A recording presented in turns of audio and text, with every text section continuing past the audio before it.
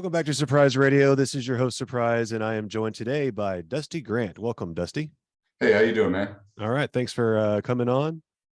So you got a new single coming out called "I Think I'm Okay." It comes out 9:30. You want to tell us about it? Yeah, it's definitely my heaviest song yet. I've been working really hard on it. We've been kind of developing the hard rock sound as I've got the full band going. This will be our third release of the year.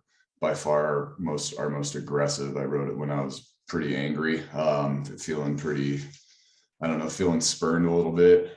So I just kind of took that and ran with it, and we kind of wrote a little bit more evil song this time around. So, you know, I'm a metalhead at heart, so it's great for me to get back to my roots a little bit, you know, getting back to the hard rock, a little even darker stuff than what I was doing acoustically. So yeah, I'm super excited to get it out. We did a crazy video.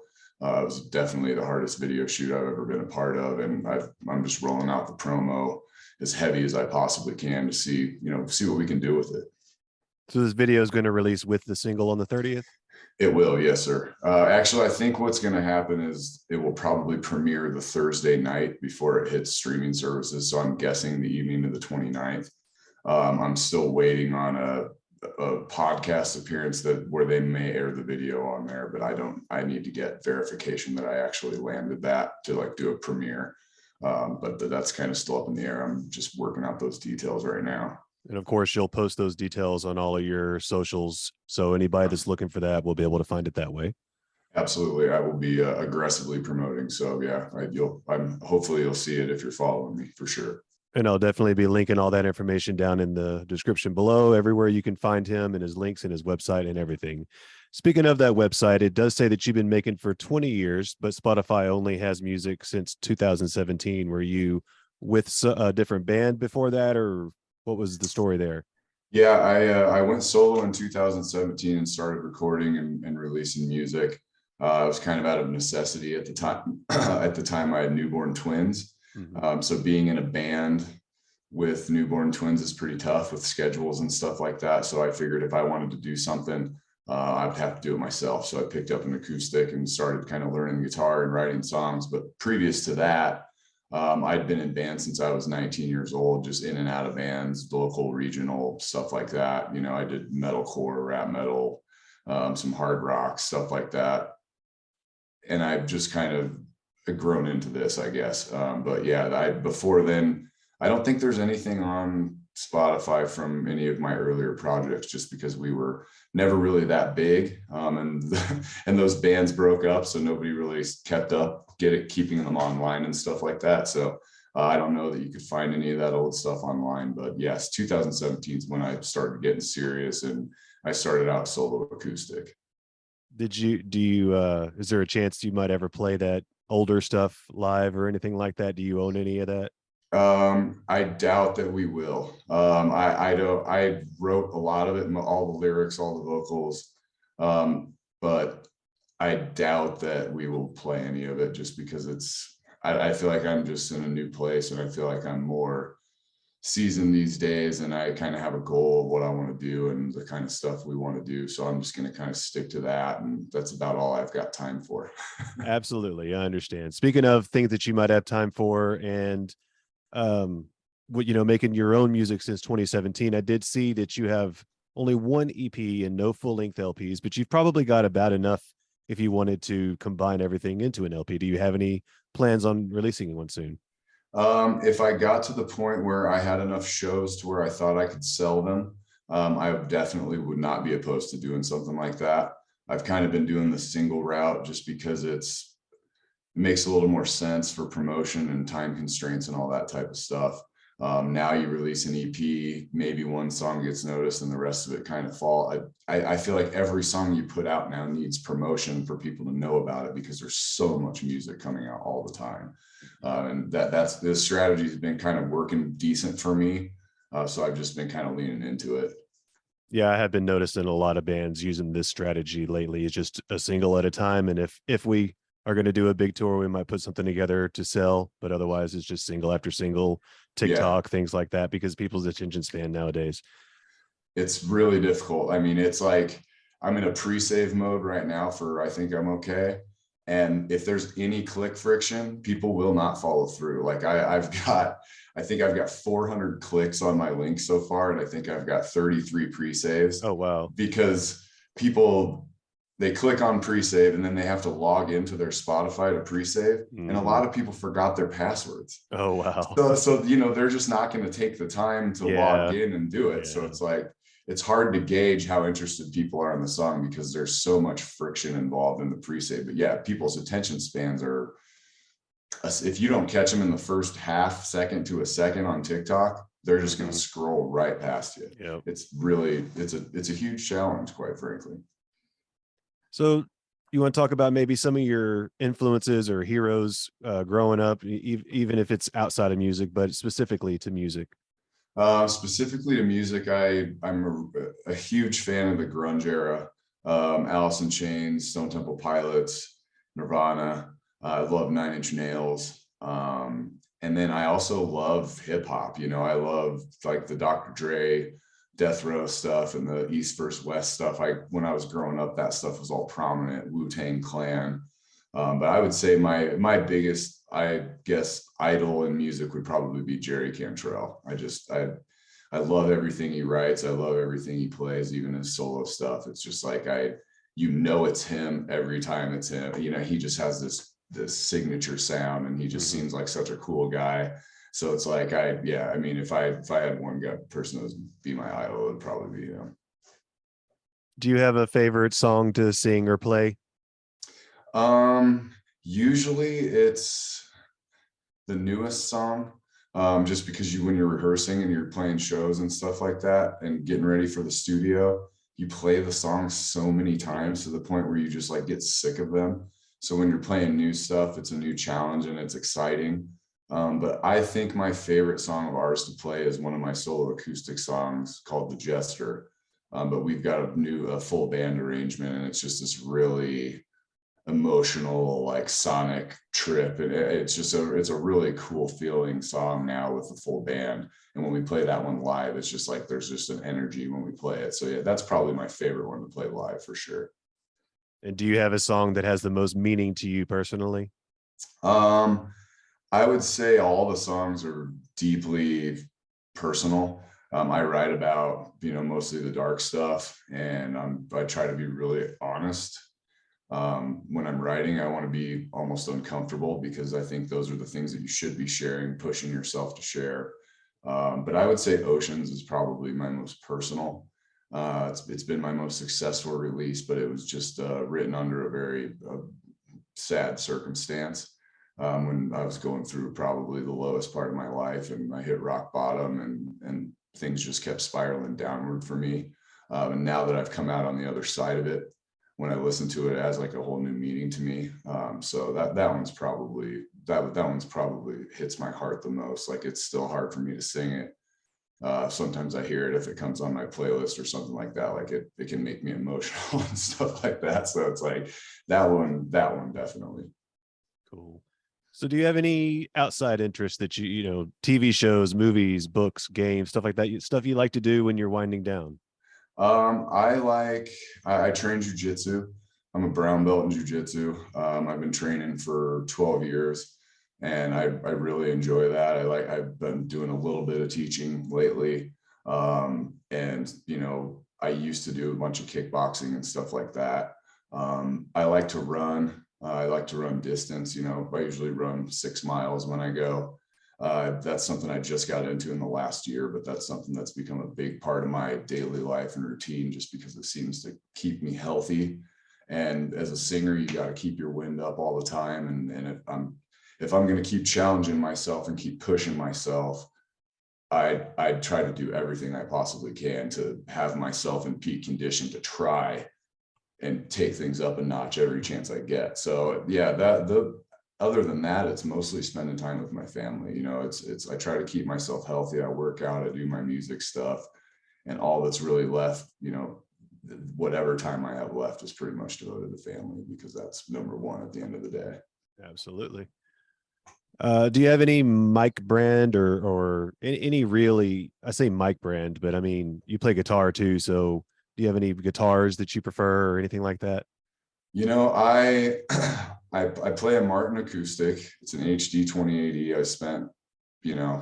I sold a kidney to buy it. But I'm glad I did. It's an amazing instrument. And I started my acoustic career when I hit the road a lot. That was the guitar I took with me every time. So I'm really partial to that acoustic. The electric that I bought is an ESP Eclipse E2. It's got an Evertune bridge. And I don't know that I will ever need to buy another guitar. Like if I buy another guitar, it will probably be one of those, but just a different color, if I can afford it. Just because it's been such a workhorse for me. It's great for the Evertune bridge. You can set up bend sensitivities and stuff like that. And if you're singing and playing rhythm guitar, sometimes you have a tendency to pull. So like you'll pull a note.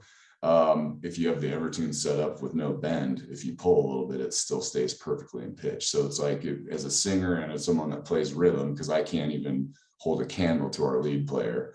I love that guitar. It sounds mean and it sounds pretty when it needs to. It's just, I love it. Every time I pick it up, I just love it. I fall in love with it every time I play it. So if I were to ask you if you had a dream sponsor, that'd probably be the one. Yeah, I would say ESP for sure. My lead player plays one too. We've got our bass player plays one too. We've just had really good luck with their instruments. So, if any of those guys are watching out there, send me some stuff. Absolutely. He'll sport it and sport it proudly. Yes, I will. Definitely. Speaking of dreams, do you have a dream label or are you pretty happy being independent right now?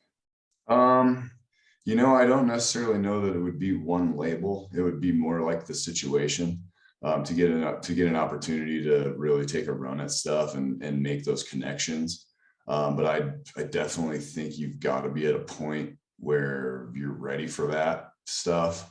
I don't know that I'm there, but I do feel like I'm at a point where, the only thing at this point that I'm lacking is connections. I've got the experience, I've got a catalog. I'm starting to build my numbers to a respectable level, things like that all the stuff that they say you need to do, I've been doing, and I've been doing it religiously. And I do promotion for other bands and I've got my hands in a lot of different stuff. And it's like, I feel like I'm just lacking that one thing to click to where, it could take things up another level. And ultimately my goal is I just want to keep creating music that I'm proud of and see how far I can take it. And I don't mind doing the work. I don't mind grinding. I love it. I love being up late, getting ready for a launch, being all nervous and trying to get everything organized. And I just love every part of it. So it's not hard for me to put in the work for it. So that's really what it's about for me, is just like, making my stamp on the to know that if your song's connecting with somebody, to have someone reach out to you and go, hey, I heard this song and it got me through a tough time, or, hey, I really, when I go to the gym, I love this song. And, that kind of stuff is really why I do it, because the connections and the experiences that you get with it are unlike anything else. Yeah, I know with doing this show that I'm doing, finding a lot of the independent music out there. It's just, there's so much real music within the independent scene. And I can totally see why a lot of people are doing things the way that they're doing right now. So I understand that. Is there a cover that you'd like to do or that you do live or anything like that? We've had a lot of good success. We do a Clutch song, Ghost. Clutch is one of my favorite bands, and a couple of the other guys in the band love Clutch as well. So we did Ghost. We're actually probably going to be releasing a cover later this year. I'm not going to say which one yet. Cool. We have a cover planned for this next Saturday that we've never played live, that is going to shock people. So it should be really interesting. Where at? It's at the Cotillion in Wichita, Kansas for Fine Swine Fest. So you definitely want to, this Saturday, you talking about next week? Yeah, the 24th of September. Okay. So we're recording this on the 17th. So if you're seeing this and you're able to get out there, definitely go check it out and catch that cover. Yes, sir. It's going to be awesome. We're going to shock people when we play it. Have you had a favorite tour that you've been on? I would say that when I was a solo, we haven't done a tour as a band yet, because it's a whole different machine. You've got to have a van, trailer. You got to put runs together where it makes sense for 5 grown adults that are professionals, and they're professional musicians as well. They need to be taken care of. So it's been difficult to put tour together unless you have label support or you've got a booking agency behind you or something like that, which I don't have. Okay, so you're doing So all the work. I'm doing all the booking, everything, management, booking, promotion, just anything you can guess. Me and Jason pretty much handle most of it. Jason does all the graphic work for me, and he's in my band also. We write together, you know. We're everything we do is in house. When I was solo, I put together a tour with my buddy Sprout the Anti-Hero, and we called it Booze, Bars, and Guitars Tour. And it was just me and Sprout with our acoustics, and we just basically drove around the Midwest for 9-10 days and just partied and played acoustic sets and, you know, met people, and it was amazing. We went through, I think we hit 7 states in 10 days or something like that. It was a really good run, and it was super fun, and it was a great experience for me to get on the road and be out for more than a couple days. You know what I mean? And to get out there and you have to play 8 shows in 10 days, you start to you learn real quick what you need to work on, because the chinks in the armor are going to be exposed when you're out there for an extended period of time. Yeah, and the crowd will let you know pretty quick too. And you'll feel it, you'll notice it. Yeah. You notice how you feel before you play. You're like, oh man, I know I haven't been taking as good a care of myself as I probably should be. You know, maybe one less beer and another bottle of water instead, you know, or whatever it might be. Whatever it takes. You figure it out as you go, and the best way to learn is to do it, you know, and fail and then do it again, and, you know, and learn and modify and grow from your mistakes. And I think you just learn by doing. So sometimes, even if I'm not sure if I'm ready, I just throw myself into it, and it's like, all right, well, regardless, I'm going to learn something no matter what. It's better than sitting around waiting for it to come to me. That's right. You know, and that's been the mentality that I've tried to keep.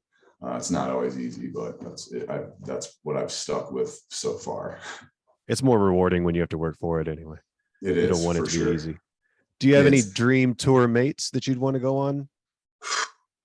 Man, I think it would be, you know, we played a couple shows with Blackstone Cherry earlier this year, and they seem like really awesome guys. We didn't get to talk to them a ton, but I think their crowd translated to our style of music as well. So like, yeah, that does matter. It really felt like we were playing in front of audiences that appreciated our style of music. Not saying that we're like them. They're a completely different animal than us. They're freaking amazing. But our styles are close enough to where it definitely translates with the audience. And I think they would be a great, you know, I'm always trying to think of the strategic move. So if to get on a run with some guy, we did 2 shows with them, and to get on a big run, I think that would be a great opportunity for us to expand our fan base. And that's really what it's all about. So I would say them probably, because I think we would have, you know, very receptive audiences.